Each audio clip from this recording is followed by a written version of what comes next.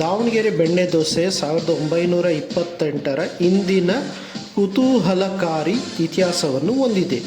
ಚೆನ್ನಮ್ಮ ಎಂಬ ಮಹಿಳೆ ತನ್ನ ಮಕ್ಕಳೊಂದಿಗೆ ದಾವಣಗೆರೆಗೆ ವಲಸೆ ಬಂದು ತನ್ನದೇ ಆದ ವಿಶಿಷ್ಟ ಪಾಕವಿಧಾನದೊಂದಿಗೆ ದೋಸೆ, ಚಟ್ನಿ ಮತ್ತು ಆಲೂಗಡ್ಡೆ ಪಲ್ಯವನ್ನು ತಯಾರಿಸಲು ಪ್ರಾರಂಭಿಸಿದರು. ಅವರು ದಾವಣಗೆರೆ ವಸಂತ ಟಾಕೀಸ್ ಬಳಿಯ ಸಾವಳಗಿ ನಾಟಕ ಥಿಯೇಟರ್ ಮುಂದೆ ತಮ್ಮ ಸಣ್ಣ ಉಪಹಾರ ಗೃಹವನ್ನು ಪ್ರಾರಂಭಿಸಿದರು. ಅದು ಅದರ ರುಚಿಗೆ ಜನಪ್ರಿಯವಾಯಿತು. ಆರಂಭದಲ್ಲಿ ಅವರು ರಾಗಿ ಹಿಟ್ಟಿನೊಂದಿಗೆ ದೋಸೆಯನ್ನು ತಯಾರಿಸುತ್ತಿದ್ದರು. ನಂತರ 1938ರ ಹೊತ್ತಿಗೆ ಅವರ ಮಕ್ಕಳು ಅಕ್ಕಿ ಹಿಟ್ಟಿನೊಂದಿಗೆ ದೋಸೆಯನ್ನು ತಯಾರಿಸಲು ಪ್ರಾರಂಭಿಸಿದರು. ಉಬ್ಬರಿಸಿದ ಅನ್ನ ಮತ್ತು ಬೆಣ್ಣೆಯ ಸಣ್ಣ ಚಿಟಿಕೆಗಳೊಂದಿಗೆ ಇದು ಶೀಘ್ರದಲ್ಲೇ ಸ್ಥಳೀಯರಲ್ಲಿ ಅತ್ಯಂತ ಜನಪ್ರಿಯವಾಯಿತು. ಇದನ್ನು ಚೆನ್ನಮ್ಮ ಅವರು ಇಬ್ಬರು ಪುತ್ರರಾದ ಶಾಂತಪ್ಪ ಮತ್ತು ಮಹದೇವಪ್ಪ ನಡೆಸುತ್ತಿದ್ದರು.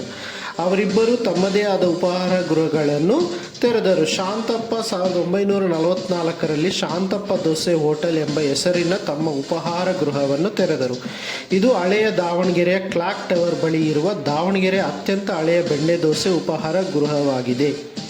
ಪ್ರಸ್ತುತ ಇದನ್ನು ಅವರ ಮಗ ಗಣೇಶ್ ನಡೆಸುತ್ತಿದ್ದಾರೆ.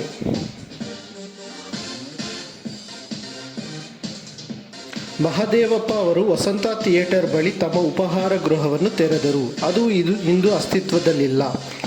ಅವರ ಹಿರಿಯ ಮಗ ರವಿ ಚರ್ಚ್ ರಸ್ತೆಯಲ್ಲಿ ರವಿ ಬೆಣ್ಣೆ ದೋಸೆ ಹೋಟೆಲ್ ಎಂಬ ಬೆಣ್ಣೆ ದೋಸೆ ಉಪಹಾರ ಗೃಹವನ್ನು ಹೊಂದಿದ್ದಾರೆ. ಅವರ ಕಿರಿಯ ಮಗ ವಿಜಿ ಕೂಡ ಡೆಂಟಲ್ ಕಾಲೇಜು ರಸ್ತೆಯಲ್ಲಿ ತಮ್ಮದೇ ಆದ ವಿಜಿ ಬೆಣ್ಣೆ ದೋಸೆ ಉಪಹಾರ ಗೃಹವನ್ನು ಹೊಂದಿದ್ದಾರೆ.